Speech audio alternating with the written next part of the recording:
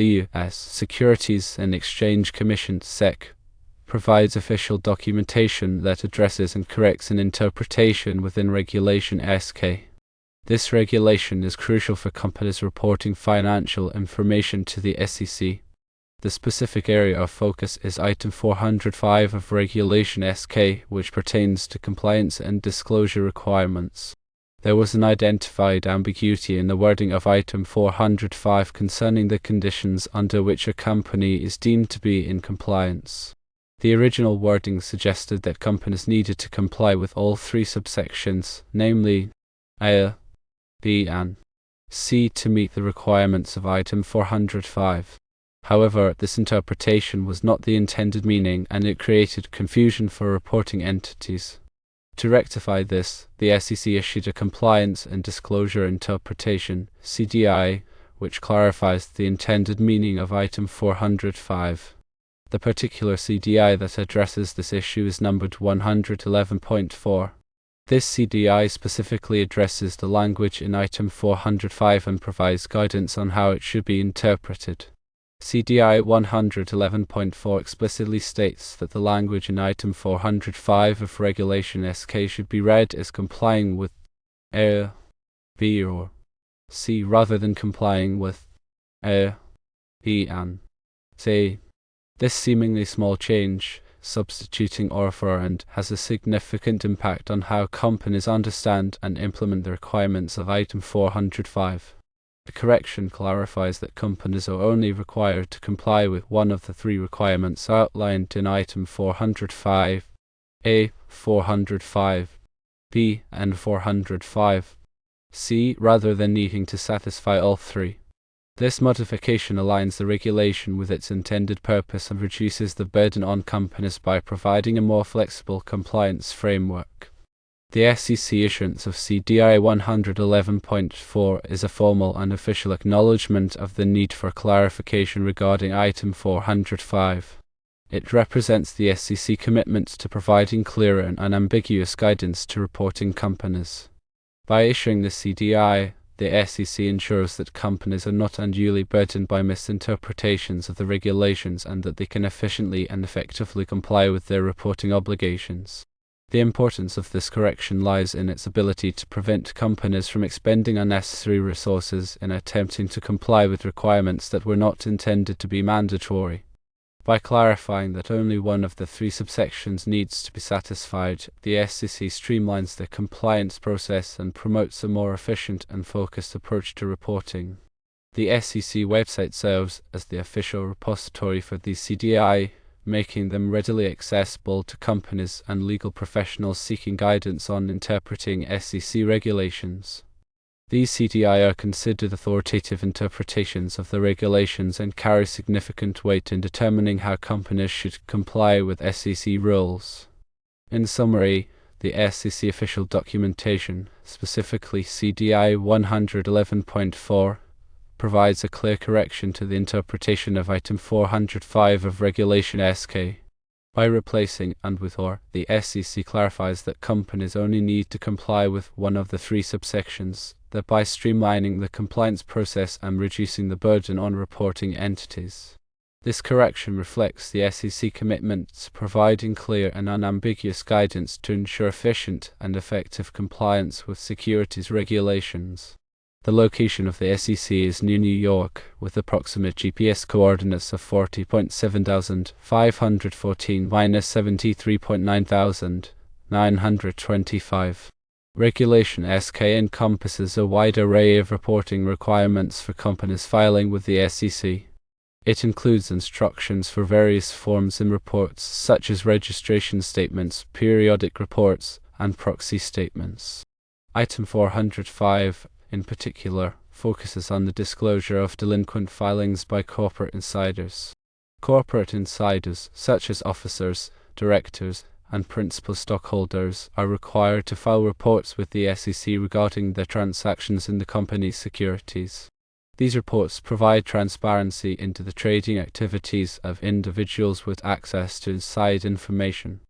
Item 405 requires companies to disclose in their annual reports any instances where these insiders have failed to file their reports on time. The purpose of this disclosure is to alert investors to potential issues with a company's internal controls and compliance procedures. If insiders are consistently late in filing their reports, it may raise concerns about the company's overall governance and risk management. The specific subsections of Item 405 A, B, and C outline different categories of filings that are subject to the disclosure requirement. These categories include Form 3, Form 4, and Form 5 reports. Form 3 is the initial statement of beneficial ownership of securities, which must be filed by insiders when they become subject to the reporting requirements. Form 4 reports changes in beneficial ownership of securities, reflecting transactions such as purchases, sales, and gifts. Form 5 is an annual statement of beneficial ownership, which reconciles any discrepancies between the insider's holdings and the previously filed reports. The SEC clarification that companies only need to comply with one of the three subsections in Item 405 does not diminish the importance of the underlying reporting requirements. Insiders are still obligated to file their reports on time and accurately. The SEC focus is on ensuring that companies disclose any instances of non-compliance, regardless of which specific type of filing is involved. The compliance and disclosure interpretations, CDIs, are an important tool for understanding the SEC views on various regulatory matters. They provide guidance on how the SEC staff interprets and applies the regulations. CDI are not legally binding rules, but they are considered persuasive authority and are often relied upon by companies and legal professionals.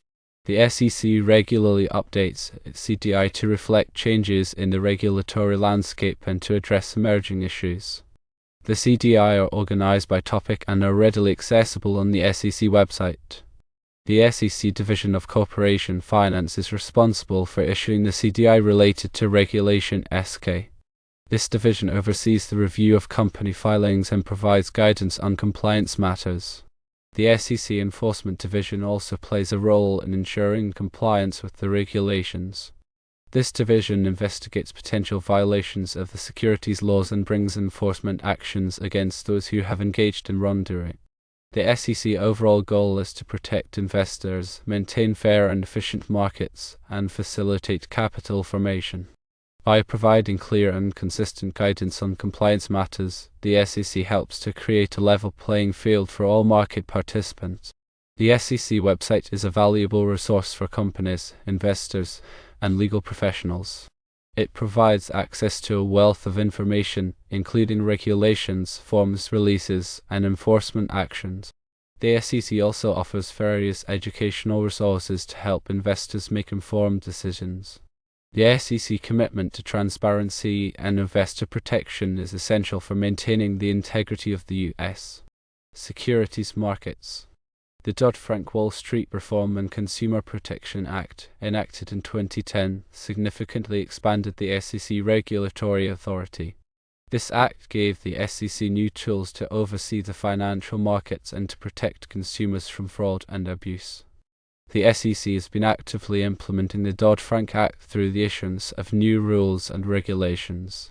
The SEC regulatory agenda is constantly evolving to address new challenges and opportunities in the financial market.